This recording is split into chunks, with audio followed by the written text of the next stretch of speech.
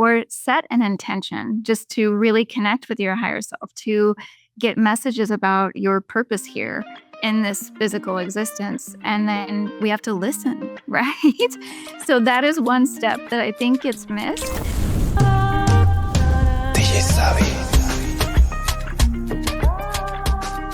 Based in Los Angeles, Julie Tunador is a visionary strategist, speaker, clinical hypnotherapist, anomalous researcher, and master life and business coach who helps high-performing entrepreneurs, leaders, and visionaries expand beyond what they thought was possible.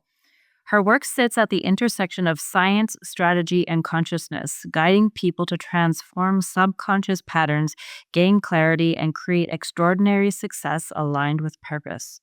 Julie's journey began in the world of forensic science and crime scene investigation, where she developed a strong intuitive sense and deep fascination with human behavior and the hidden drivers behind our choices. Today, she applies that insight through consciousness studies, hypnosis, advanced coaching, and leadership development to support high-performing individuals around the globe.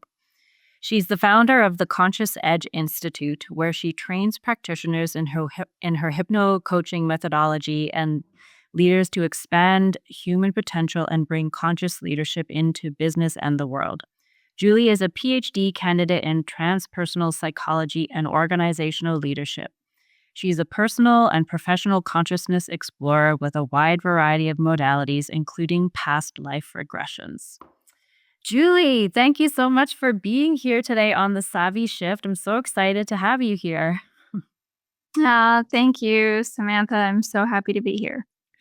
So this is quite a story here. There's a lot going on, and it seems like you wear quite a few different hats. And so I wanted to get a sense of how you got to be where you're doing the work that you're doing today, and kind of like what's your origin story? What was your path and your journey? Yes, it's definitely has not been a conventional one. Yeah. I actually started my career in crime scene investigation and Like forensic CSI. science. Yeah, Yeah. CSI. A lot like the TV show, but not as glamorous. Not in Uh-huh. here. It's actually very, unglamorous. But yeah, it was, I don't know, I feel like in a way it was kind of a training camp for where I had no idea I was going, but where life clearly was taking me. And during my experiences, just processing crime scenes and really getting curious about human behavior, about reality, about consciousness. And I had many experiences during my time in that career that just opened up the world beyond the physical. Uh-huh. And it made me naturally curious about what really is reality and what drives human behavior Uh-huh. beneath the surface. So eventually, that curiosity led me into studying the subconscious mind, hypnosis, everything personal growth and development, adult development, and consciousness. Mhm. Yeah. So, in your definition of all the work that you've been doing today, because this is something I like to ask frequently, because my understanding is I'm always learning. What is your definition of consciousness? Consciousness, it is one thing that it's interesting. So I'm currently getting my PhD in transpersonal psychology and organizational leadership. And the whole entire basis of my study is consciousness. And there are so many debates in academia of even how to define consciousness. And this is something that has blown my mind looking at the research. How can there be so many different definitions and theories and philosophies on what is consciousness? And so I look at it kind of in a tiered system. It's Mm-hmm. like our consciousness, which there are assessments that can measure our level of consciousness. And some people call that levels of consciousness. Some people call that adult development, like our levels of adult development. Mm-hmm. Um, so it's something that is happening, that is measurable, where we can expand our minds to become more conscious, more aware of things happening within us, things happening Mhm. around us, and kind of that perspective of first person, second person, third person, or when you Mhm. look at it at, the individual level, kind of the close to us, even community level, but then a global level. Mhm. And, that can be the individual consciousness. But then a lot of the studies that I do, the anomalous like research area is even consciousness beyond the physical. Mhm. So being aware that at all times we can see easily and interact with the physical world very easily. But there's a whole subtle world. There's a world happening around us that is energy that, some people believe and research has actually backed some of the subtle beings, if you will, like certain nature beings that are supporting the earth and supporting nature. Mhm. Some, people believe in it can be angels, ancestors, guides, things like that that are not physical. They're subtle beings, but they're consciousness. Mhm. So it is such a vast question that it just depends where the person wants to go. But for Mhm. me, ultimately, the definition that resonates and is true to me is I feel really there is this oneness. There is Mhm. this interconnection. There is, we are not just our physical bodies. When we think, we say my body because we own the body. We are not our body. Mhm. So we are consciousness, but we are like a little sliver of our consciousness that comes down into our physical being and has this physical experience. But then we're still connected to our grander consciousness, which is the oneness that we are all connected to, Mhm. that is in all of us, that is really the true reality, I guess, if you will. And some people call that the higher self or, whatever they want to refer to that as. But I think the more we can tap into that truth, to that reality, to that inner kind of soul self, that really is our consciousness expanding. So then there's a few things that I wanted to ask about that there was so you talked about the higher self, but then there's also like consciousness, I suppose, as a whole, whether I guess you want to call it source, creator, universe, right? And so there's a difference between or maybe correct me if I'm wrong. There's a difference between connecting to your higher self versus connecting to the consciousness of the universe, right? So there's the consciousness of your higher self versus the consciousness of the universe. And I guess my question is, and one of the things that I am always trying to get better at is learning how to connect to my higher self, how to connect to the consciousness of the universe so that I can tap into those sources and get the guidance that I need. Yes, I think, it reminds me of Rupert Spira. Mm. He's written many fantastic books, but he has a way of describing consciousness where it's almost like this grand, bigger source energy, universal consciousness. It's like it would get bored just being consciousness, right?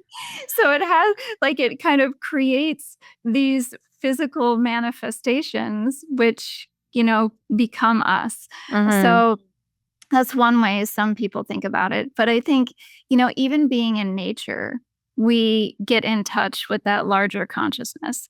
It's like Mhm. it doesn't always have to be a very woo experience. It can be as simple as sitting in nature and noticing the beauty all around us, noticing just, the feeling of the breeze, the feeling of the sun, the smell of the air, all of the creatures. And there's this sense of just like this oneness, this connection to source almost that Mhm. we can access just by being in nature.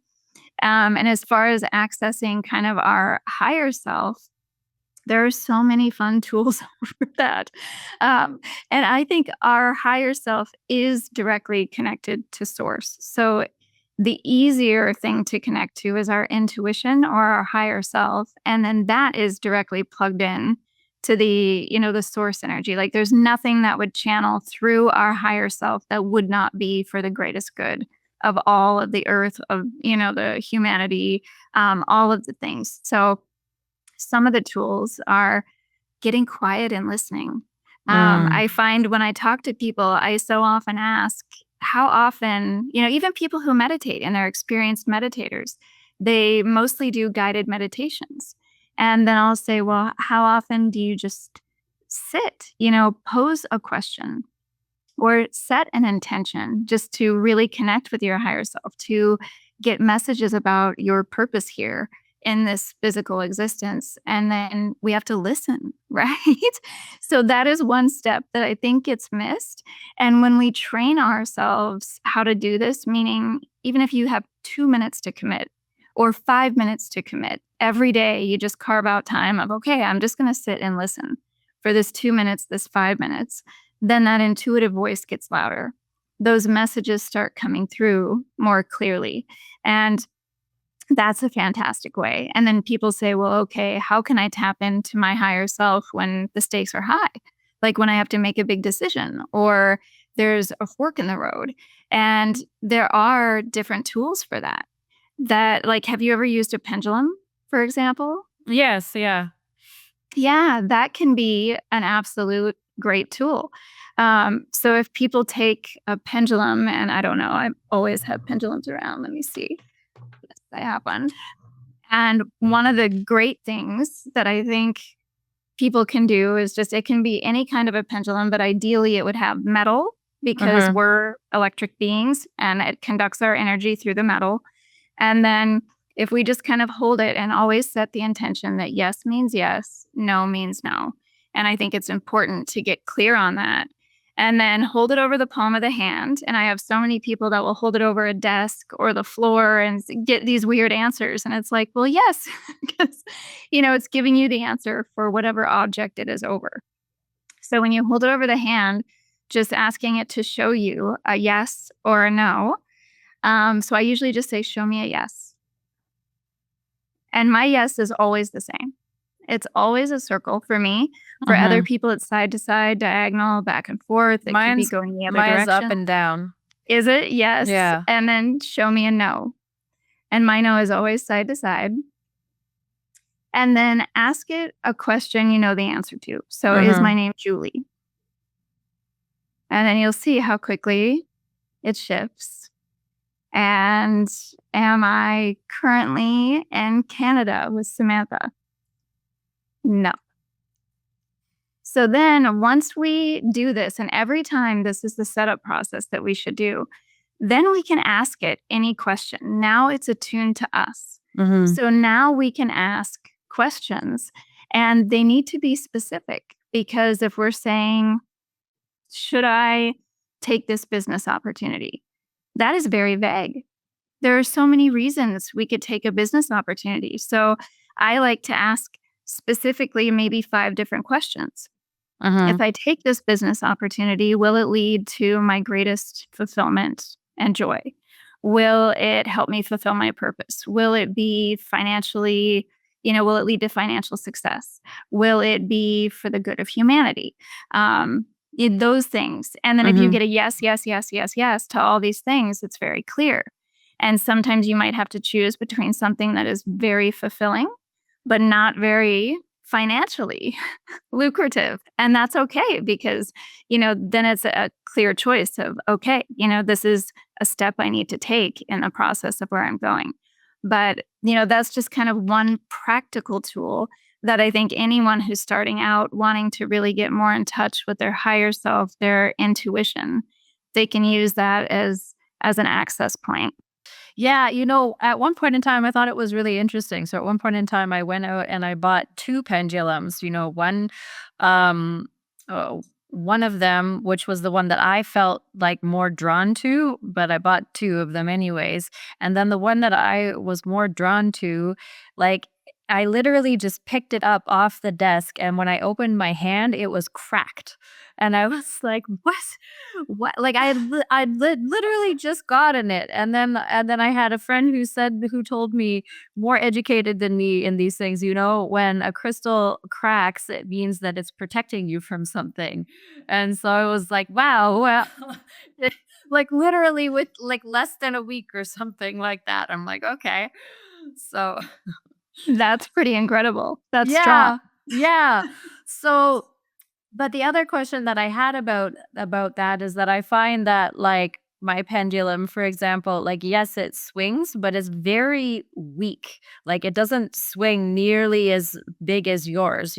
So sometimes I'm looking at it and I'm like, are you even moving, or is that just like the vibration of my hand moving? So how do you have to, like, train it, or There's multiple things that might be needed. One is it might just need cleared. So you can Mhm. put it in the dirt and leave it in the dirt overnight. You can put it in the moonlight Mhm. overnight. You can put it in the sun, even just for a few hours during the day. Mm. Those things will clear it. And then if you're still getting like the very small answer, I find if it's kind of vibrating and you can't really tell what it's doing, it's normally because the question is too vague. Okay. So it doesn't know how to answer because it's like, well, would that be good for you? It could be good for some reasons, but not good for Uh-huh. other reasons. But, so it might be too vague. So, first things to check would be clearing it and then just Uh-huh. clarifying your question, getting more specific. And if it's still very small, it might just be a matter of practicing. Yeah. I use Okay. mine a lot. And I think we can influence anything, right? Our mind is so powerful. Our intention is so powerful that people always say, well, you could make it say yes and no. And it's like, well, yeah, I could. You saw me, like, show me a yes. And it made it show me a yes. So if we're trying to force the answers to tell us what we want to hear, that's the answer we're going to get. But the tricky part, and the reason I think mine can get bigger now, is immediately when I pick it up, I've trained myself to empty my mind, to Mhm. just know that I don't need to know the outcome. I don't need to know the answer. I just trust. I want to really make the best decision in this case. I really want the thing that is best for me, best for others in this situation. So when I become a clear channel and I kind of get out of the way of like, pushing my agenda, if you will, Uh-huh. Uh-huh. then the answers get bigger Yeah. because sometimes we might want it to say yes, but the answer is no. And then it's kind of like, what do you want me to do? Yeah. So I've, Yeah. I've definitely noticed that. Okay. So, and that's And something that oh, go ahead. hold on one second. I'm just going to pull my blinds. Oh, Uh, yeah, no worries. yeah, the sun just changed and it's coming in right on me. There we go. Oh, yeah, no worries. Because one of the what was I gonna say now? Um, yeah, I think one of the things maybe was that yeah, I guess, like, when you want, right? When you want the answer, that's what you were talking about, right? And so, getting a clear answer that's not being influenced by your own desires. Oh, here's what I was gonna ask you. It was, what do you do, or what does it mean in order to empty yourself to create that clear channel? 'Cause one of the things I find about personal growth and like inner work is that it's obviously all happening inside you, and that makes it really hard to sometimes articulate or to express, like, what does it actually mean, because it's not like you can show somebody steps 1, 2, 3, because it's internal. So what does that mean to you, and how do you go about doing that? Yeah, I for me it's kind of an energetic and a logical thing. Because I'm very strategic as much as I am spiritual. I like science and it comes down to I could influence this. Absolutely. I know that I can. But then what's the point of doing it at all Mhm. if I'm influencing it? So if I really want the truth, if I really like if I'm using it because I need help, I don't know, I have to make a decision and I really don't know which one is the best. And usually those are the situations when I like to use it the most. Um, I want the clearest answer. Mhm. So I think the first thing we have to do is get the conscious mind to be in agreement that, okay, what is best in this scenario is not to push what we want or what agenda. Because how many times do you hear stories about people that want to get pregnant? They stop trying to get pregnant, they adopt, then they get pregnant. Or somebody who applies for a job, they don't get the job, they're so disappointed. 2 months later, their dream job they hadn't even imagined shows up. Mhm. So knowing that there is a plan and kind of trusting in that higher plan, that helps to work with the conscious mind and to clear out, any need to push an agenda or like for the ego mind to come in and want to control it. And Mhm. so I guess once we get the conscious mind in check, then I usually just spend a couple of minutes just kind of imagining light pouring in from my crown and just all the way down through my spine, grounding me into the earth and just like a clear channel. Mhm. Like a clear open channel is being created. And then that's when I pick up the pendulum. Yeah. Okay. Okay. So there's two different directions that we could go from there. One of them, because you had talked about you're a woman of science, and and this is an area that I love connecting the dots between science and spirituality, or science and woo woo. You know, uh, so that was one direction that we could go down, and I actually forget the other one, so maybe that's the direction that There we'll we go. go. Yeah.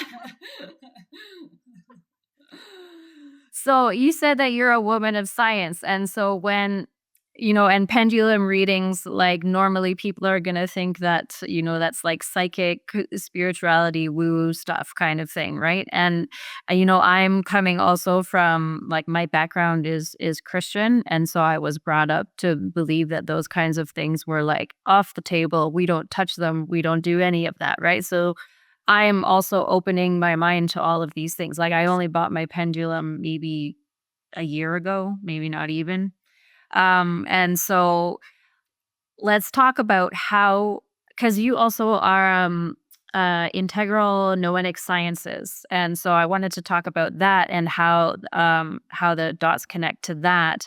But yeah, let's just dive right into that rabbit Dive hole of into it. how the science connects to the woo woo. Yes. I mean, I think this is something where, to set it up future based and then I'll bring it back. But I think this is actually where science is heading. They're finding that science and magic, or, science and mystical, or science and spiritual, that it is actually the same thing. you Mhm. know, that it really, it's just another name for it. It's like, and Mhm. then, so that's where I think we're going in the future. But then even when you look back into the past to see the evidence of this, so many things that before they had measuring tools, they thought certain things were magic, right? And then as soon as science advanced and these things started being measured and tested, then it became science. So some more traditional, especially like indigenous traditions, some of the older civilizations would still refer to the mystical, the magical, whereas another society might call it science. So really, I feel like we've got to start opening our mind to them being the same thing and being Mhm. open to that, because everything energy now is being studied in science. They're creating light energy, they're creating sound energy to grow. Our soil is not mineralized the way that it used to be. So Mhm. they've started doing all this research on light frequency and how that can remineralize the soil and change the nutrition value of our food, which is very, very, very important globally. Mhm. And that's woo woo. It's just energy. But Yeah. they're putting it in a scientific context for a purpose that is very important, and that makes it accessible. So, my history, I have a forensic science degree. And part of what I did in crime scene investigation, normally, I would say 70% of my time I was in the field investigating, and then 30% of the time in the lab doing a lot of things, chemistry, and it all broke down to science. So having that part of me, as spiritual as I am, I still like to measure things. I still like proof and I like evidence, and it doesn't always have to be quantifiable. evidence, but I like evidence of things. Even the frequency device that I work with people all over the world using it. It can be used in multiple ways. So people in person can wear like bracelets, but people remotely all over, it works just the same. And people say, how is that possible? And it's quantum physics, and physics is really just science. But I like it because it gives an analysis and it gives percentages, it gives Mm-hmm. numbers. Then you can send the energy and see the change, see the numbers change, see things just falling away because they're no longer an issue. Mm-hmm. So, as much as I'm spiritual, I do very much like the tie to science. And now I'm getting my PhD. I'm almost finished and about to start my dissertation. And everything I'm studying, really at the base of integral noetic science, that typically can be translated into consciousness studies. So, for Mm-hmm. people that have no idea what those words mean, I typically just say it's consciousness studies, Mm-hmm. because that's really what I am studying. And some of that is very relevant to our planetary crisis right now that we're in. And it's in the study of animal consciousness and plant consciousness and our consciousness. So, our consciousness, like we kind of talked about within us and the levels, but also the non physical consciousness that is around and available all the time. And it's fascinating to me because, the more we learn, some people have had moments that they call like peak experiences, where maybe it happens a lot in nature, where there's just a moment of feeling this oneness that I don't know how else to describe it, but it's like a heightened feeling, a heightened state. And I think that is as close as we can get to accessing consciousness. And people who've had near death experiences, that's a huge area of research and science and study because, they have these experiences and then they come back and they were discredited for a long time. But now all Mm-hmm. of these surgeons, all of these medical doctors, all of these nurses have had their own near death experiences and they've written books about it. And now it's accessible and people believe it. And there's too many similarities for there not to be some truth to it and some reality to it. And then there are other people that have had, maybe they were really young and they had an out of body experience of some kind, or they just had beings that they could see and communicate with from a young age. And then we get older, right? And our mind tells us to shut that down. We need to be accepted. We need to blend into society. And sometimes that does shut down for a while. And then suddenly they're accessing it again because maybe they got in a car accident and they just like jumped out of their body because it was a safety mechanism, but it was because they already had experienced that and kind of knew how to do that from when Mm-hmm. they were young. So there are many people that have had spontaneous out of body experiences.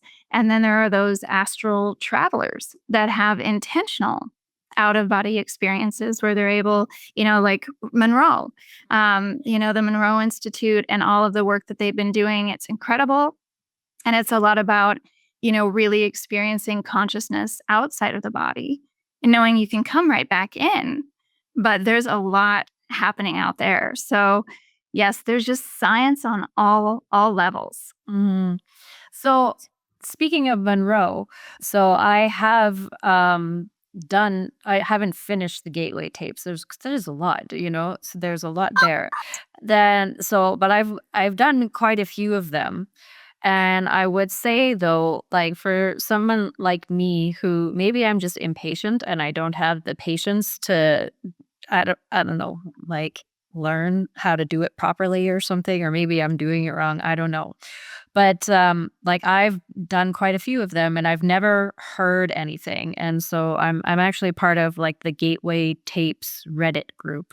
And so every once in a while I go on there and I read other people's experiences and I'm like, well, that sounds cool. And I'm like, why don't those things happen to me?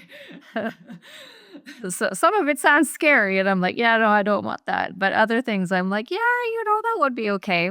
So can you walk through like why some people are able to tap into those things easier than other people? And like how much training does it really take to get to those states of consciousness where you're having potentially like out of body experiences, for example? Absolutely. Yes. And I think, one thing that is so important for people to know is that everybody has access. Mhm. Everybody, it is possible for everybody, not just out of body experiencing, but all of the things. It's like sometimes there are mediums and there are psychics and there is like, why can they do that and I can't do that? And why can they do that and I can't do that? But the Mhm. reality is we all have access. I wouldn't even call these gifts because this is just part of innately who we are, of our consciousness.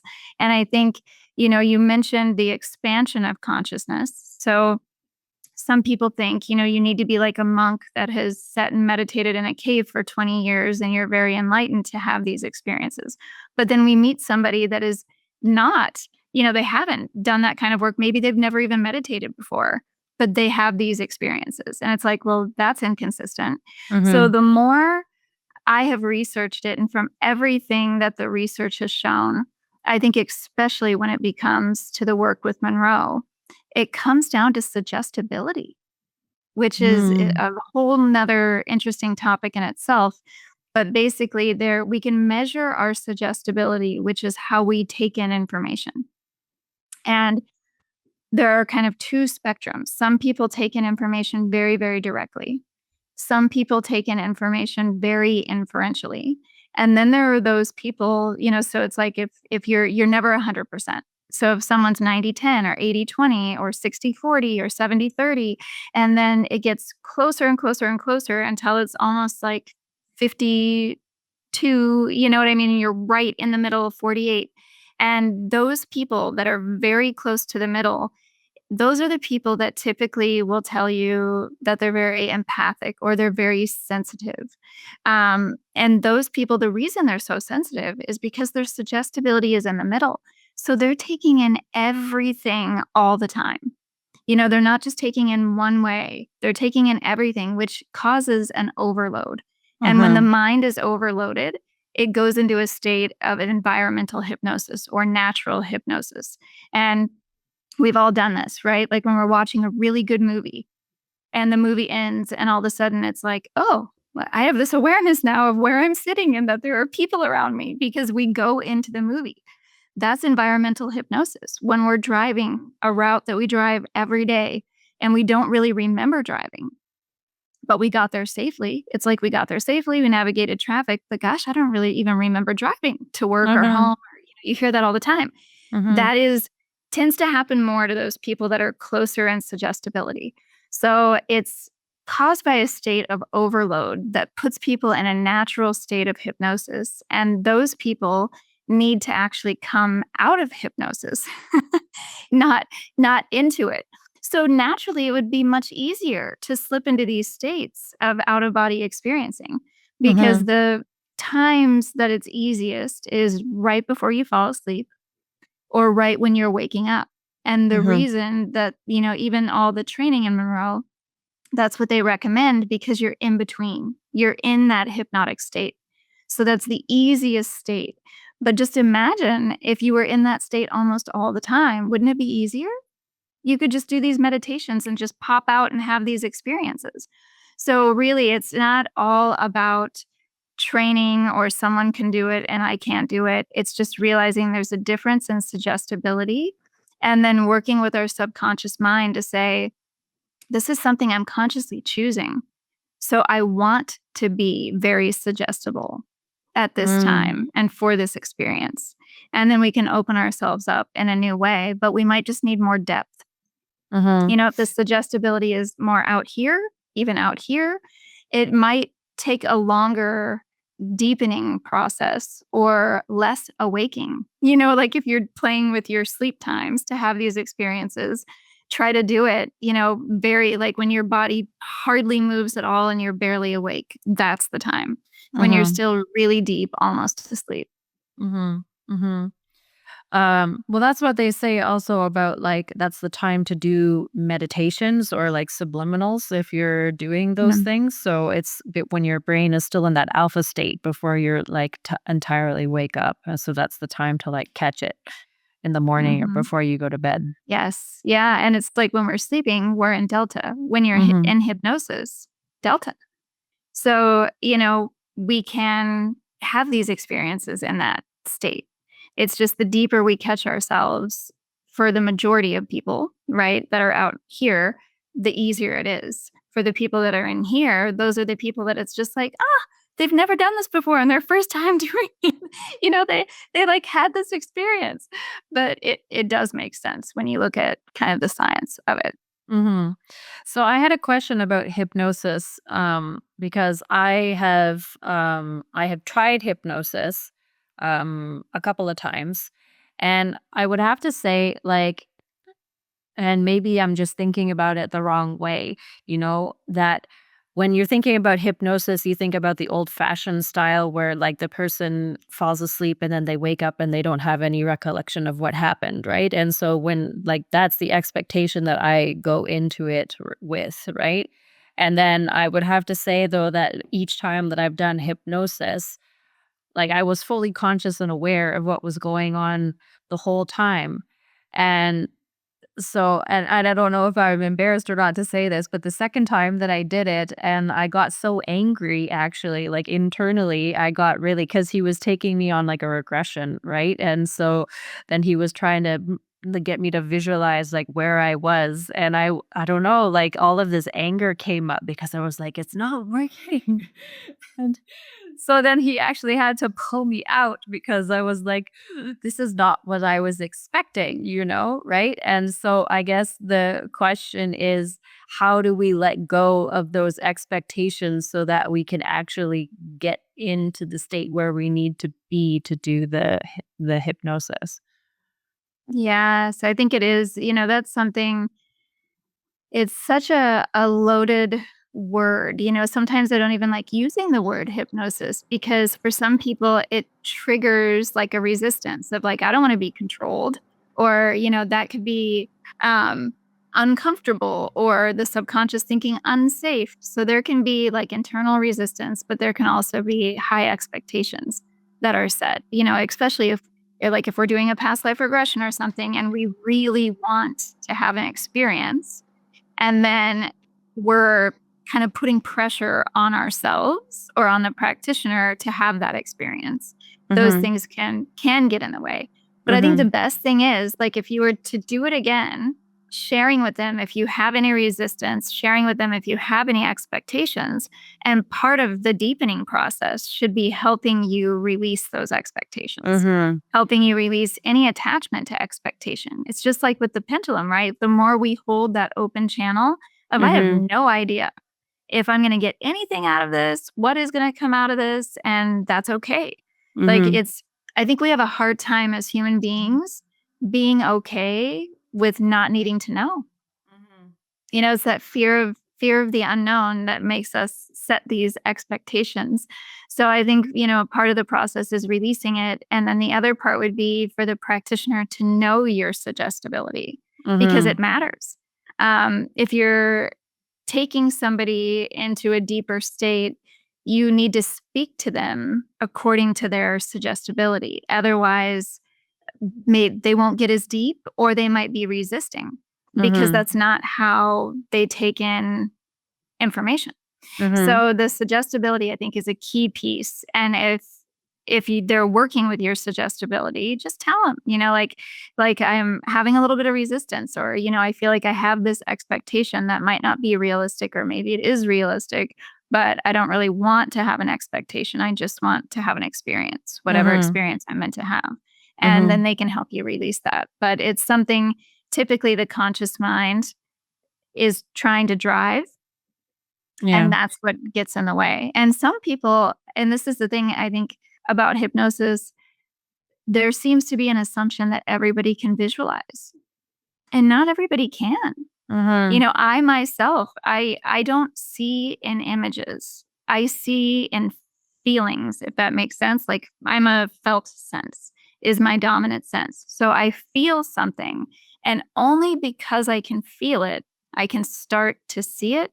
I can start to have more senses attached to it, but it comes through a feeling sense. So if someone's telling you, see this, visualize this, and you can't, that can be frustrating because it's like, well, what's wrong with me? Now this isn't working. I'm not seeing it. So sometimes it can be okay to sense it or to Mhm. hear it. I even had one client, and I've only had one ever in 20 years of doing this, but I had one that her dominant sense was smell, and Mm. she couldn't grasp anything unless she could smell it first.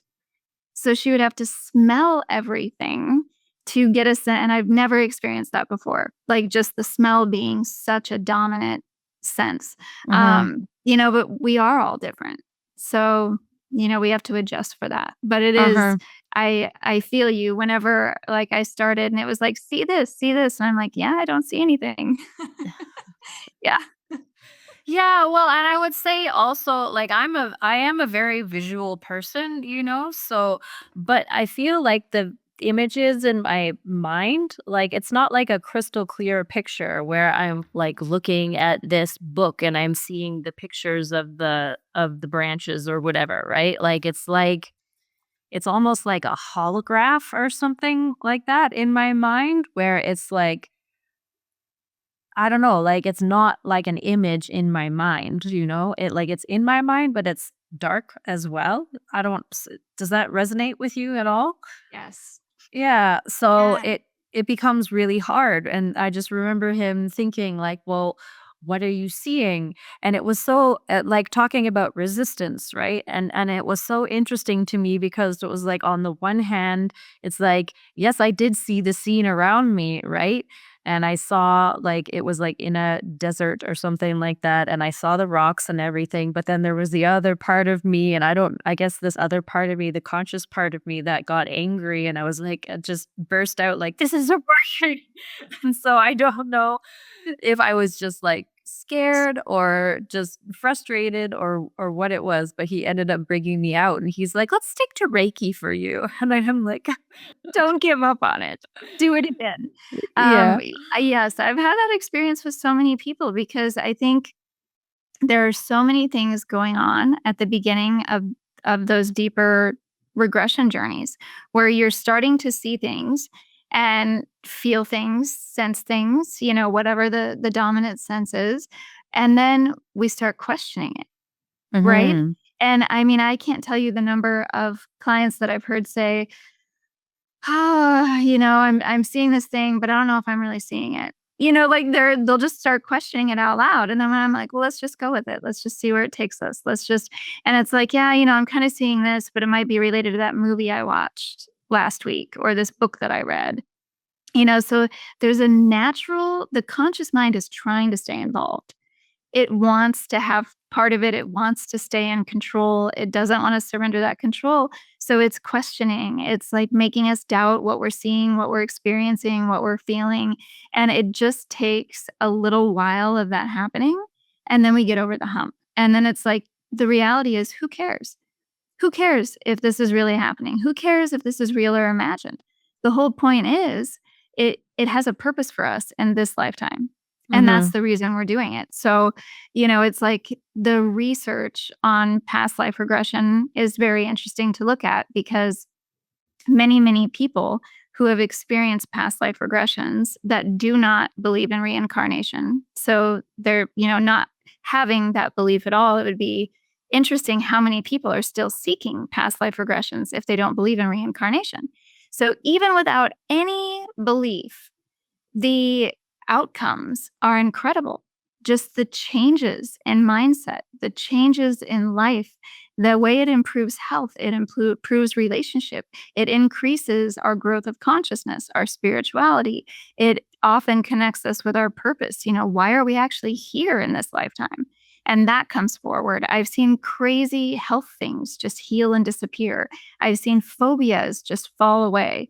Mhm. So it's the research, basically, the conclusion the research came to is who cares? If what you're experiencing is really a past life, or if it's something that you're getting from your subconscious mind, or from your higher self, or from source, or wherever it's coming from, it clearly serves a purpose and it's working and it's helping Mhm. people and it just quantum leaps people to where they don't have to work hard to get somewhere. It's just kind of like you're here and then bam, your whole reality changes, your thinking changes, your life changes, your purpose is different. So they can be quantum leaping sessions. And people always say, but is it really a past life? And I don't think I can say at all, based on the research, that, I could never say, yes, it's absolutely a past life. And sometimes it could be parallel. Sometimes it seems more futuristic. Sometimes people just experience being consciousness. And those are some of Mhm. the craziest journeys that I've had where they just are consciousness. So, I don't think we can for sure say what we're experiencing, but it's a worthwhile endeavor. So I would encourage you to keep exploring it, and just you'll kind of get over the hump, and then the conscious mind just gets quiet. Mhm. I wanted to talk briefly, actually, because, well, there's a few things, but you had mentioned parallel lives. And so we're talking about like many worlds theory or the multiple universe theory there. And, a few things that have happened to me that I think are related to this in some way. So I was going through a period of time 5 or 6 years back, 6 years back, I guess now, where I moved across the country, and I guess I was I was uprooting my entire life, moving across the country, and I was so like anxious, not anxious, but where you're just like you're starting a new part of your life, right? Like it's like this is the old part of my life that's falling away, and this is the new part of my life that I'm starting, right? So for me, that was one of those moments. And I remember around that time when I was first settling in and I was moving. So I moved to Calgary. And if you don't know, Calgary experiences like these really weird pressure changes because the air comes like off the mountains. And so then when the air comes over the mountains and down, like your pressure can change. And so a lot of people, they get knocked out for days. And so that happened to me when I was first getting used to it because I just wasn't used to that. And so I was in bed for probably like 2 or 3 days because I was just knocked out from this pressure changes and I had these really bad migraines. But at the time, all of a sudden, I just started feeling like I was forgetting something. And I was like, no, like I have this meeting or I have this thing. And I was like going through my schedule and I was like, no, there's something that I'm forgetting. And it was just such a strong feeling inside of me, right? While I was like knocked out on my on my ass because of these pressure changes. And so I want to talk about like have you ever experienced or have any of your clients ever experienced the feeling of and now looking back on it, I'm like, I wonder if that was like me in a parallel universe somewhere and I because I was out on my ass, I was like connecting to that somehow or other that I was like, no, I'm forgetting something, like something and that's happened to me a few times. Yeah, and I think it can be nudges, and Mhm. it could be nudges from something happening in a parallel lifetime, and it could be nudges from your higher self, signaling some kind of urgency. And I had, personally, I'll share, I had this experience that just suddenly I got hit with grief, and out of nowhere, it was like I was grieving the loss of my child, and I have 2 daughters. And so I started getting really worried. I felt like, is something gonna happen to one of my kids? It Mhm. was so heavy. It was like the deepest, realest sadness for the loss of a child, and I hadn't lost a child. So I couldn't quite figure it out, and I work with this amazing energy worker, and I went to him and I told him, I was like, "I feel like this could be from a parallel lifetime, but whatever it is, I need to straighten out these timelines because I don't wanna bring this into manifestation in this timeline." Mhm. And he kind of went in and he does this work, right? Energetically. And he said, absolutely. He said, you were in a timeline. And he even was able to describe to me the loss of my child. And I was just like, how would you have known that? Like, yes, absolutely. That's what I was feeling. That's what I was experiencing. And then he just kind of straightened out the timelines. And I think it's because I do play in Mhm. quantum space a lot that it's Yeah. easier to have these entanglements Mhm. when you're doing that. But that was the most like real world experience I've had where a loss in another timeline came into this one. And it was so real, I didn't want it to manifest. Mhm. So you might have been getting some sense of urgency because there was urgency in another timeline, or because it was urging you forward to do, create, or change something in this timeline.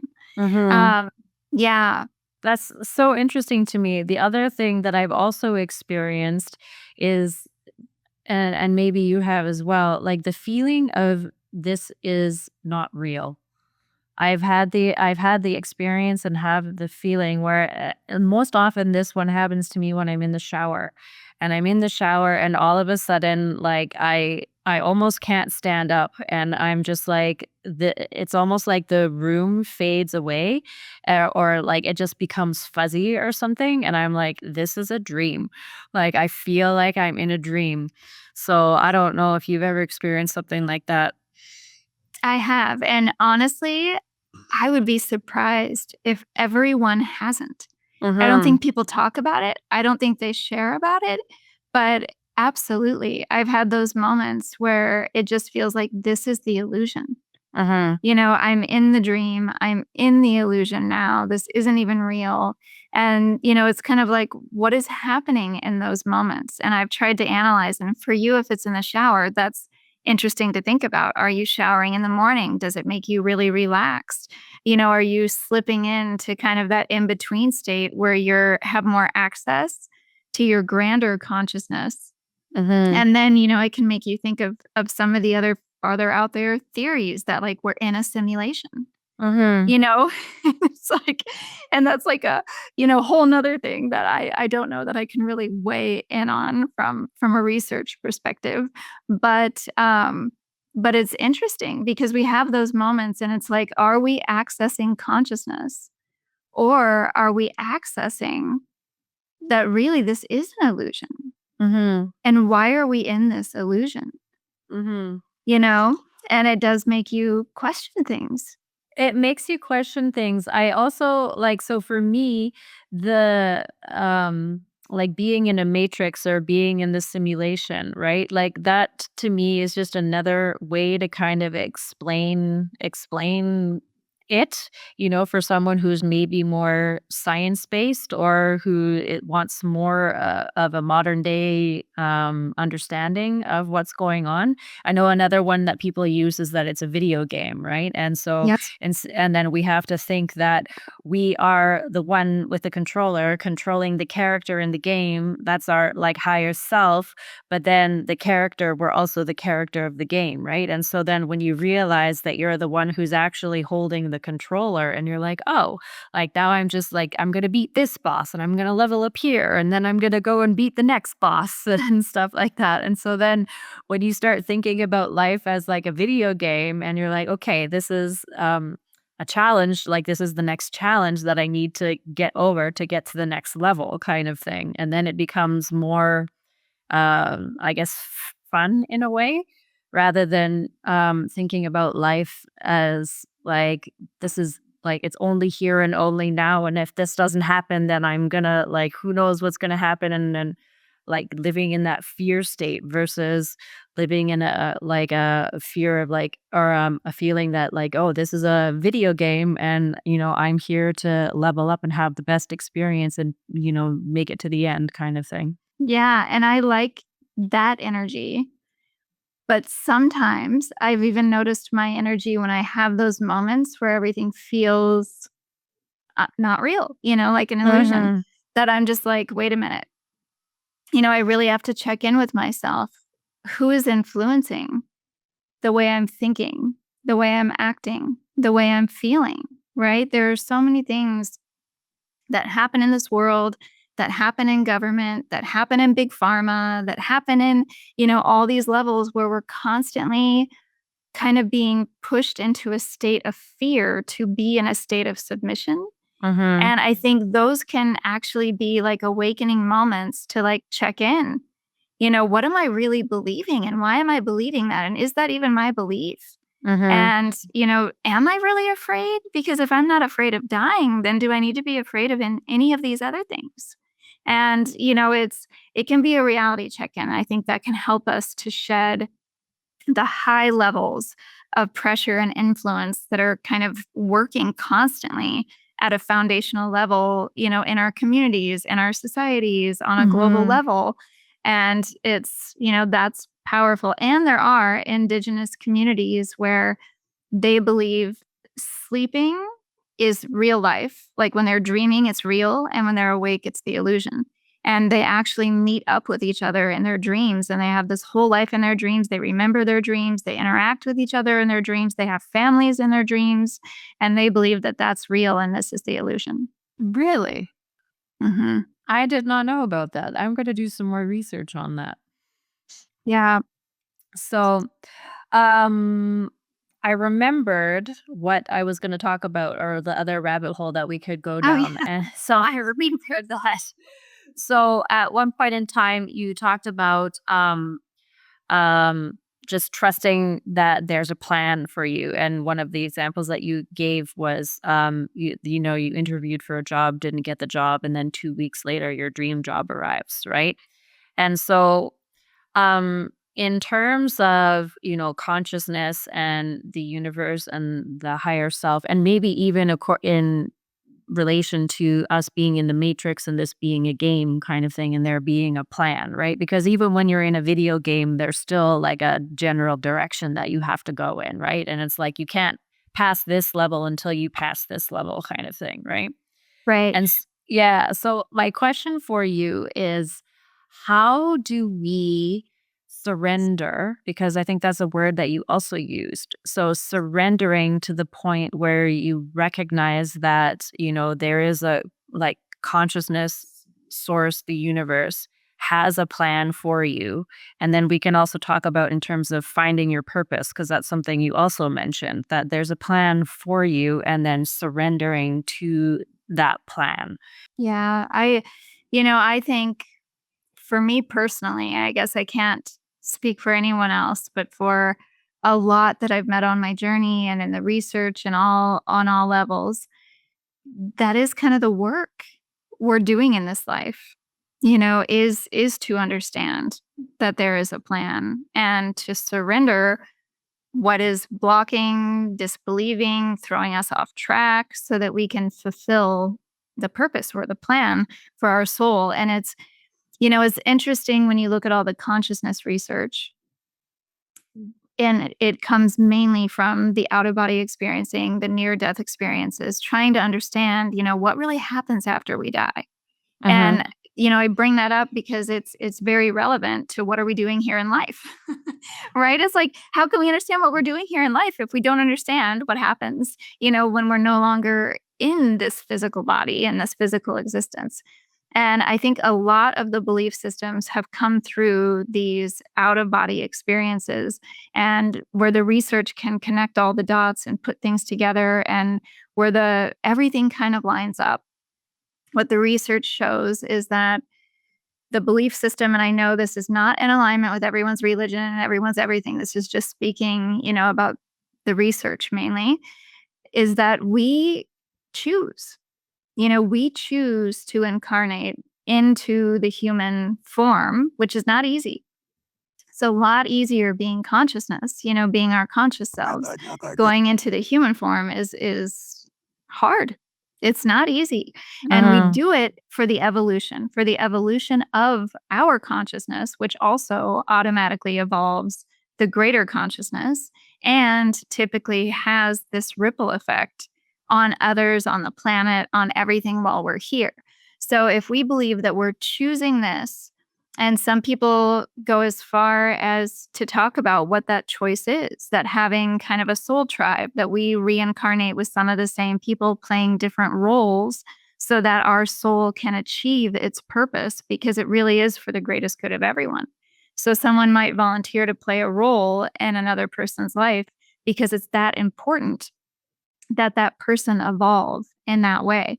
So when we think that potentially there was a choice, a conscious choice to come into this lifetime, knowing that there was a purpose that there was growth, there was evolution that needed to take place.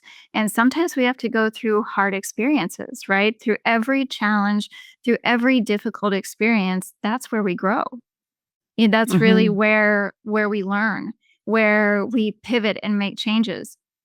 And so it seems that if we'll have things happen. Like if we're not on an aligned path, one, things just don't feel good inside. Doesn't matter how much money, how much success, the house, the relationship, the whatever. But if people are not feeling fulfilled, it's because maybe they've gotten off track and their purpose is here. And now they're over here doing all these other things for more material reasons than for the soul plan and purpose. And when we're in alignment with our soul's plan and purpose, that's where the passion is. That's where the spark is. That's where the drive is. And that tends to be where people can be very successful on all levels when they kind of surrender the rest. But I think we get it backwards many times because so often society has told us that we need to strive for all these external materialistic things. And so we set these external things as the goal. And then it doesn't feel internally aligned because it's Mhm. not really aligned with our purpose. When we work the opposite way, when we really feel into what are our values? What do we like? What feels good to us? What feels natural? What would we do if we weren't getting paid? And we follow kind of that inner alignment, then everything materializes on the external. But Mhm. it's very hard, right? Because that takes a little bit more patience. And when people want something now, they have a hard time believing that you can actually create it faster if you create it internally and that it lasts for the longevity versus just getting that dopamine hit of like, I got that thing. Now what? Now I just want the next thing and the next thing and the next thing. Mhm. Yeah. Yeah. Well, and I think the hard part from like a practical standpoint, right? Like let's say you're in I mean, we're in Canada and the US, right? So let's say you're living in North America somewhere and you're just barely scraping by, maybe you're like below the poverty line or something like that. And it's really hard to think about these existential things when you don't know how you're going to make rent, like when you Yeah. don't like when you have to choose between like paying rent versus putting food on the table kind of thing. And I think, and also in that sense, when we're constantly being bombarded with all this negative stuff going on. I mean, there's geopolitical chaos in the world right now, and there's a lot of I mean, with all the Epstein stuff going on, it's just like there's so much pain and fear that exists in the world right now, and then you couple that with somebody who like, okay, like you want me to go and like learn about consciousness when I don't even know how I'm going to feed my kids today, right? And so I think that becomes a real world struggle for people in terms of like, yes, they want to break free of this cycle, right? They want to surrender, but when you're living in that fear, it's really hard to understand how. Yeah, I agree, absolutely, and I think, sometimes the people that are struggling the most are the closest to this consciousness because they've kind of been stripped down of everything, and if they have belief, the trust, the faith, that's what ignites the hope, and Mhm. I find when that does not exist, that's when you see people tipping into substances, tipping into, coping mechanisms outside of it, which then, of course, just complicates things. Mhm. But Mhm. I mean, it's it's so interesting because you have to wonder, right? Obviously, there's a soul evolution thing happening, but some people incarnate into terrible experiences, Mhm. while others have such enjoyable, privileged experiences. And the only and it's not to sound, like, harsh, but it's, for me, I've just learned that, wow, why would I choose this? That's the question. It's like, why would I choose this? So every time I've been to the point where I'm just like broken, Mhm. like completely broken. And when you're broken down to that nothingness and then just thinking, okay, but I still have to own the responsibility. Like maybe I didn't do anything to create the circumstances around me. I was born into them, or, happenstance took place. But if I can take responsibility from a soul self with faith and trust and belief that I chose this for some reason, Mhm. then that can be the driving force to start understanding why. Like, Mhm. what am I meant to learn through this struggle, through this hardship? Was there another lifetime where I was so focused on career and success that I didn't pay attention to my children and my family? And now I'm so intimately every day just terrified that I won't be able to feed my kids. Let's say that's the Mhm. circumstance. So now I'm so intimately connected to my children when I have nothing. It's a Mhm. different experience, right? Mhm. So I think if we can break it down to why am I experiencing this? Why would I choose this? What is the learning that I needed to get from this? And when we actually take the learning, and this is like why the internal is more important than the external, because when we take the learning of like, okay, this is what I'm being shown, that's the moment everything changes. Mhm. Everything changes and that starts to ripple on the external. It's just when we get so caught up in the fear that we don't get the learning, then we just get more of the same because it's Mhm. trying to get us to learn something, and it's shifting that fear and trying to figure out what is that shift. And for me, I find the easiest shift is to go from fear into love. It's like you can fear, oh my gosh, there's not enough. I don't have enough. I can't feed my family. I can't put a roof over our head. I can't, and then we're just going to attract more of that. Or we can shift into, okay, I I love this home. I love my family. So I'm just going to focus on, what can I do? Like, what can I do? What skills do I have? What ideas do I have? What can I do that would keep us in this home, that would keep food on the table? And the moment we put our energy in that direction, then we just start finding more things that we can do. And Mhm. more, it's like it's a process that is not easy when you're in it. But going through hard things, that's how I've worked through it. And that's how I've been able to help other people work through these things as well. So, I think just having the faith in something bigger really Mhm. does make a big difference, because if we don't, then other coping mechanisms kind of come into play and complicate things. Yeah, well, and one of the things that I've also like, because again, I've gone on my own, spiritual journey, and as I had mentioned before, like I grew up in a religious household, and so the religious part of it, like, that never sat well with me, all growing up and, like, going to church and stuff like this, and I remember just feeling like, "This does not resonate with me," and, as, like, a kid, you don't necessarily like, you feel ashamed, right, also, because you're like, "Well, this is what I'm supposed to believe, but, like, I just don't," like, I just to me, it sounds stupid. Not stupid, but it's just like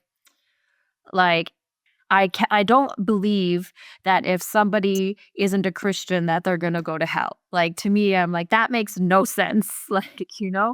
So, like, those kinds of dogmatic things, right? And then I went on a whole journey of, like, being not atheist, but being very agnostic and things like that. And then I eventually like, I got to a few rock bottom points in my life, and that's when I started getting on the spirituality side of things. And so now it's like learning to and it's interesting to me as well to see the connection between what people say in the spiritual world, and it's like, oh, that's connecting to the things that are being said over here in the religious world. They're just coming at it from two different angles. So I find that part really interesting, right? So connecting my spirituality back to my religious roots. And so for me, it's really interesting to see the evolution of there actually has to be a purpose, right? And so I got to the point where I was like, no, this is just life and like I'm just going to live it, to like, no, now I actually see that there is something bigger out there than just me and there is a purpose to this. And so I think that evolution is really fascinating for me as well. Yeah, and I mean, even when I work with people that are atheists, they can grasp that. They can get, "Yes, I do have a purpose. I believe that I'm here for a reason with a purpose." And that's enough, right? That's enough of a positive driver. And I think we have all kinds of internal signs that are constantly trying to lead us to our purpose. And some people, it's like we like to think linear, like time is Uh, linear. Everything has a start and finisher, which we know that that's not true. That's just not how it works. So a lot of people ask me, so do you believe there's like this one ultimate purpose in our whole life we're working toward it? And it's not really. I believe our purpose is evolving with us, but sometimes purpose is more of like a theme. mhm. It's a theme of how like the light we're shining into the world or like how we're positively impacting or creating in the world. So there's like a theme that is the purpose, but it can come into manifestation and evolve in like many ways with us as we evolve. Mhm. And one of the things kind of drawing back to the beginning of the conversation that you had touched on was like all the things that you've experienced in your life leading up to the work that you're doing now. And I think that's so interesting to like hindsight's 2020, right? Like and so when you look back on your life and you're like, "Oh, like I see why that had to happen in order for me to get to where I am." And I'm like, I'm not entirely happy that it had to happen, but I see the purpose behind it, you know? And so then it's also working through those feelings of like, okay, universe, like I understand your point, but did that really have to happen? Yes. And what I find, when we reflect back, we can see it, right? Mhm, And sometimes we can even get so much clarity that we can see when we chose, like, there were two paths and we took the wrong one. mhm. It's like, and usually that's why the uncomfortable thing or whatever we had to go through had to happen because it was like there was kind of a fork and we took, the not in aligned Yeah. fork and so then we have to get kicked back on our path somehow. So we have to like go through something. And also, the more energy is awakening, everything is at a hugely accelerated pace right now with Mhm, technology, with AI. Time is actually happening faster and people mhm, can feel it. Everything is happening faster. And so people are awakening and their consciousness is elevating faster. So many people are having these kind of like lost moments where they feel like they're lost or they're in big transitions or something really big and kind of devastating happens in their life. And all of these things are creating quantum leaps. It's like mhm. when we look at indigenous traditions, they would speak about these as initiation processes. Something where it's like our self is like, okay, we have to get there faster. The planet's not going to survive. The whatever, whatever the push is that everything is accelerating around, um, it's our purpose is accelerating, if that makes Mhm, sense. And I'm seeing this everywhere. I'm seeing this with so many people. And I think what people don't often realize is when they're feeling really lost, it's it's really an evolution.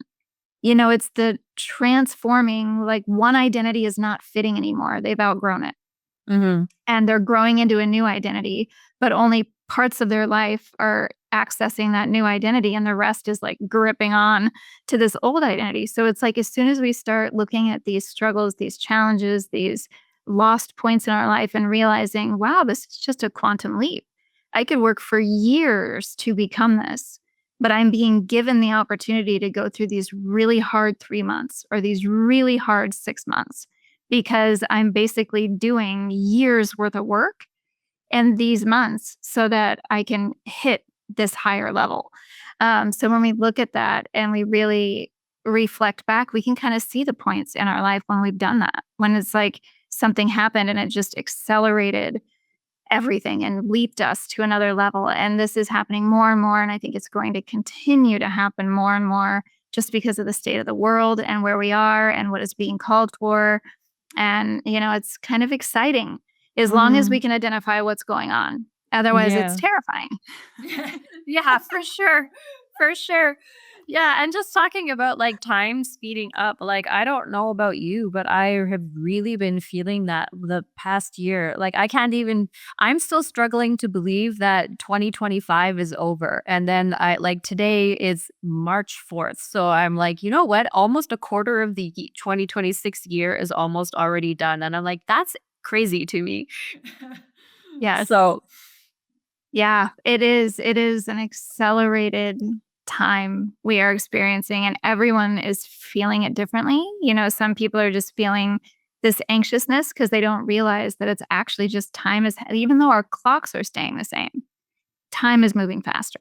mhm. So there's like this urgency in our soul, this urgency in our energy. And I don't think it's going to slow down. Yeah. Not for a while. So Yeah. yeah, we've got to embrace the ride and get ready for those quantum leaps. And that's my biggest hope, is that people can realize when they're in the deepest challenges and struggles, that just what if you were in the middle of a huge evolution Mhm. of letting go of what no longer fits and stepping into something that could have taken you 10 years, 20 years to grow into. Mhm. And you just have to sit with where you are. Yeah. Yeah. That's amazing. So we're almost out of time, but there were a few, like two other things maybe that can be amalgamated into one. So one of the things I found interesting that you said was um, hitting your own rock bottom. I mean, we all go through struggles, right? But reading your like I was on your website earlier and reading your bio, you're quite an accomplished woman. And so my question for you is if you can kind of go into some detail, and if you're not comfortable with that's fine also, but with all of these accomplishments, and when people see those accomplishments, that's what we see on your resume, right? And we're like, wow, she's so amazing.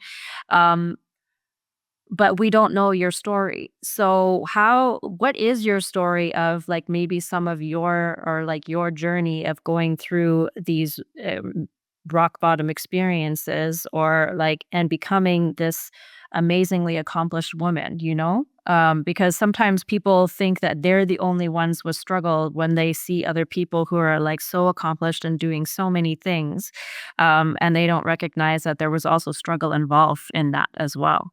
Yes, I have. I'll put it, I've had so many growth opportunities. I tell even all my clients, I'm just like, I don't think I could be here supporting you if I had had a perfect life, right? I wouldn't know any of the things I know if I Mhm. wasn't needing to learn them for a reason. One of the biggest points, and it was the big pivoting, it's what made me leave my career in crime scene investigation and really pivot. I was in my early 20s when I started out. I just had a calling for it. I have no idea. I didn't have any police detective line of investigators in my family. There was no reason to be interested in that career. But I told my mom, I guess, from a young age, this is what I meant to do. And so Mhm. I got into it. It was a man's world, very difficult to get into, had high expectations. Like you were talking about, you have these expectations because it was such a calling, such a purpose. So I just knew I was going to change the world, make the world a safer place, had all these intentions. Then I get into law enforcement. It was not what I expected. The integrity, the ethics, not there. The Mhm. people you think are there keeping you safe actually have the lowest level of ethics, lowest level of integrity. So I was so disheartened by just the environments of different law enforcement agencies. And then I get out there. I was very good at what I did doing crime scene investigation. And I think it was because of the intuitive sense that I have. And then all of a sudden, I had a case where I saw a soul outside of the body. So it Mhm. looked like a suicide. We were investigating it as a possible homicide because there were some threats. So we were trying to figure out which one it was. All of a sudden, I needed to close the door to take my photographs. And as soon as I closed the door, I could just see this spirit standing outside of the body, looking at the body. And I just intuitively guided that spirit kind of into the light and to move on. But from that moment forward, every scene I went to, I could see spirits. I started like these really dark entities started showing up because you can imagine when there's a homicide, it's like Mhm. peak violence and aggression and peak fear all in Mhm. the same place. So all of these things that didn't make sense to me, coming from a science background, again, Christian family. Um, so it's like I started thinking, my goodness, am I just crazy? I've worked so hard. I fought so hard to get into this position.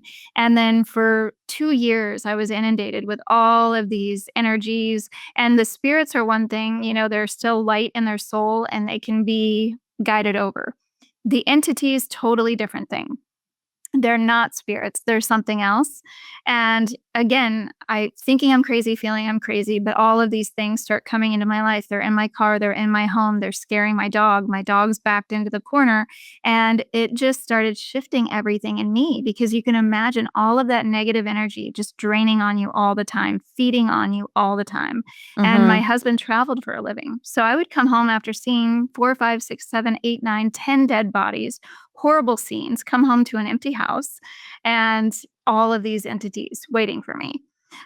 So it was a moment, I think it was like a 2 year. I saw a t-shirt the other day that said, I'm in that awkward moment between birth and death. And I was like, yes.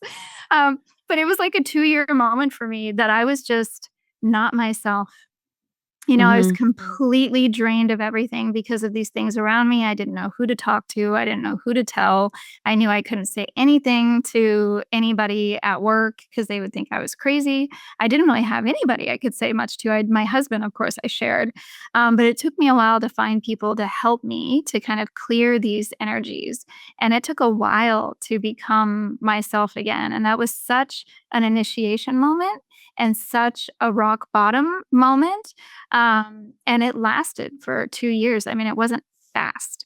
It was a very long, drawn out process. But now, in hindsight, like we were saying, I look back and it's like, oh my gosh, my consciousness expanded so many levels through that. Like, I understand why it all had to happen. That's why I said that career was like the training camp for what I'm doing now. Mhm. But it was not easy and it was terrifying. And it was, it just made me somebody else. Like I wasn't even living, I was just had entities like running the show. Mhm. Wow. That is an incredible story. So, not that was also not what I was expecting at all. So, And that's just one. I mean, of course, we all have our moments, but yeah. that's just one. That was Yeah. just one. It was a catapulting one. And, life, it just Yeah. throws things at us. But, definitely not perfect, not had a perfect life. But, I've just learned we have to keep getting up, Yeah. right? And Yeah. taking the learning. And it's, I can say hands down, that is the biggest point is to really look for the learning and take the learning so you don't have to keep repeating the hard experiences because that's what will happen. And Mhm. it took me a while to wake up to that. And there were so many things that I even created that were hardships in my life that I didn't realize I was the one creating them. But we're powerful. Our thoughts are powerful. Can you give an example of that? Yes. So as this went on with the police department, just like the work itself got crazy, there was no integrity in the department. Luckily, my crime scene unit did have integrity, and I was at multiple departments, same kind of thing. And so I was just thinking, I feel like I'm meant for more than this. Like I want to work in the light. I'm tired of working in the dark. Like why do I have Mhm. to save the world and contribute in this way? That is so dark. Like I'm having to see the worst of humanity. And I just couldn't do it anymore. It was eating me alive. So I started dreading going to work. Mhm. And so I would start to have the feelings of, gosh, as I would drive on my commute, what if I just got in an accident today? And then, not a bad one, but what if I just got in an accident and then I didn't have to go to work? And then maybe I could have some time off work to figure out what else I would do with my life. And sure enough, I got in a really bad car accident. I have 2 back fusions now. And it was terrible. And I created that, not Mhm. intentionally. Those were like unconscious thoughts. I wasn't consciously thinking that. I was just driving thinking, "Oh, I don't wanna go," and my mind just, like, went with these ideas, and after the accident, I had to look back and be like, "Oh my gosh, that day I was driving to work and I was wishing that I would get in an accident. And then sure enough, like a month later, a really bad car accident. So you look at things and it's like, yeah, I created that. I Mhm. did that. I have to take responsibility for that, but I also have to know that I can also create things equally powerful in the other direction. So why couldn't I have just created a new channel for my purpose instead of this huge thing I had to go through so much pain and recovery and hardship and I created a lot more trouble for myself than I Mhm. needed to. Yeah. Mhm. Okay. That's interesting. That's really interesting. And it's a good reminder to us though of like how powerful our thoughts are, like our thoughts and our subconscious thoughts. Um the last question that I had for you, and it's maybe not quite so interesting and maybe a little bit more grounded. Um but my question for you, because this is something that I also struggle with, is because again, you are such a deeply accomplished woman. How do you manage your time? Yes. Yes, I this is, it's I think a struggle for everyone, especially now as we were talking about with accelerated time. It feels like Mhm. time's moving so fast that there's even less of it. Mhm. Um, and it is difficult. And I've struggled with this. It's like the most successful moments I've had in my career credible, couldn't wish for more. And then at the same time, now I'm not a very good mom or wife or friend. You know what I mean? So it's like as I've seen parts of my life accelerate, I've seen the Mhm. decline in others. And then when you pivot, it's like, especially as an entrepreneur, right? Mhm. It's like so much when we're driving our own career. It's not like just working the 9 to 5 where that's going to be there and then I can prioritize family time. It's like it has taken me a while to find a proper balance and to put boundaries. I think that's been the biggest thing, putting boundaries around things because I saw the more successful I was, the more my kids were saying, Mom, you're never here. I don't see you enough. The more I started working with people in other countries, then I'm missing dinners and I'm not there when they're awake. And Mhm. you have to find the balance. And then I completely tipped to the other side and was like, okay, I'm going to make them my priority. That's really what's important in the world. And then some of my projects started to dissolve. So I've really had to find a happy balance. And I think it's intentionally and consciously choosing what we do with our time. And if Mhm. we can break down our time, and I know it sounds so structured and boring, but it's like if we can actually block time for focusing on what we want to focus on in that time. So I have multiple things and projects happening in business. It's not just my business. So I have to break up the amount of time I'm working in my business versus on these other projects versus putting boundaries around my family time and what is, really important. Um, and that's how I've done it. So it's really time blocking, which I know sounds really boring, and then just boundaries and being okay saying no. Like I Mhm. can't say yes to everything and I'm never going to be perfect. But I definitely have found that when there's intention and when you're consciously choosing where you spend your time, it makes a big difference. And truly without the technology, without AI, and without support, so it's like having people that help me with the things I'm not good at. I've had to identify I'm really good at these things. I'm really not good at these things. And as an entrepreneur, I think we try to do everything. Mhm. But when we can realize what we're not good at and try to find people to take on those tasks and have a team around us, that makes a really big difference. And it does actually pay for itself.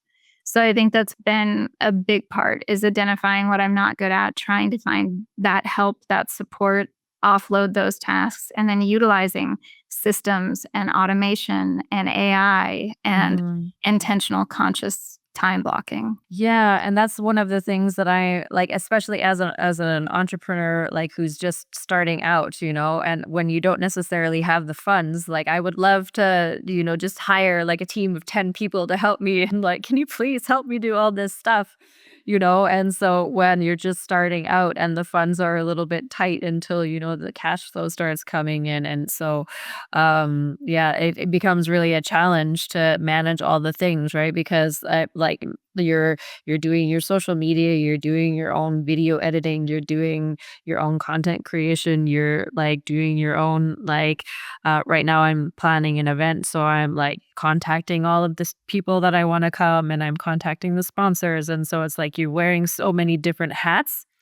And one of the things that I also want to do is like set aside time every day for consciousness exploration, right? For learning these things, for meditating and connecting to, my higher self and all of these things, right? So it's like setting aside time for that, but then also just the basic things like I need to go to the gym every day, right? So because well, Mhm. I go to yoga, but it's like also setting aside time to take care of your own body, right? Because if you don't have a strong body, you're not able to actually do the things, right? So sometimes you think, oh, going to yoga is a waste of time.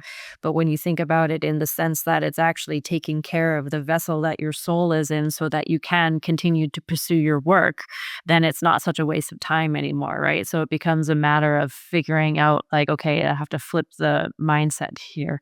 Yes, and I think, for me, the key to that is I've realized, just like we were talking about, there's so much more power in that connection first thing in the morning. Mhm. So if you can wake up and go right into whatever spiritual consciousness, meditation, gratitude journaling, whatever it is, and then I move from that straight to the exercise. And I Mhm. realized, like, if it gets delayed, once it hits a certain time, it's never going to happen.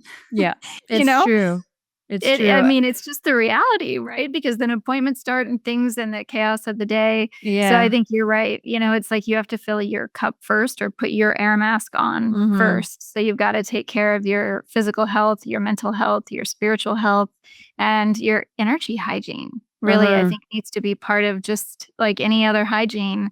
I think that has to be part of it too. And it helps in the other compartments because if we're Mhm. taking care of our energy, we're not giving it away, we're not taking on other people's energy, and it frees us up and it gives us so much more energy to spend on the things that we want. And when we compartmentalize the time, we can achieve a lot more. But the Mhm. biggest thing the research shows is every 2 hours, it can be 90 minutes to 2 hours, we need to do some type of active recovery to stay at a high level of achieving.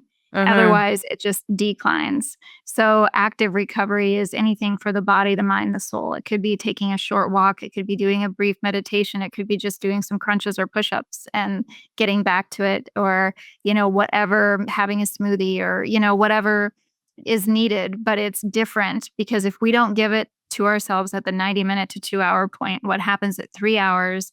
Now we're in the scroll. Now Mhm. we're in the passive recovery because we're trying to prevent burnout.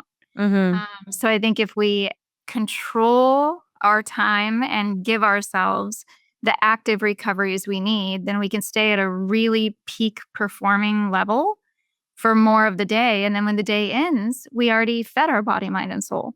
Mhm. Because we gave ourselves the active recovery during our day. So we Mhm. end the day with energy instead of ending it depleted and Mhm. burnout. Yeah. Oh, well, we are actually over time, Yes. but it's 3:33 here for me, I so know, I know. I yeah. was just thinking that. I was like, "Oh." Yeah. So anyways, Julie, this was such an amazing conversation. Thank you so much for being here today. I feel like we could just keep talking forever, so maybe we'll have you back on the show sometime. Yes, that But would be great. Thank you so much for having me. okay, so I hope you enjoyed it as well, and we will hopefully bring you back again. So have a good rest of your day. Sounds good. Thank you. Bye.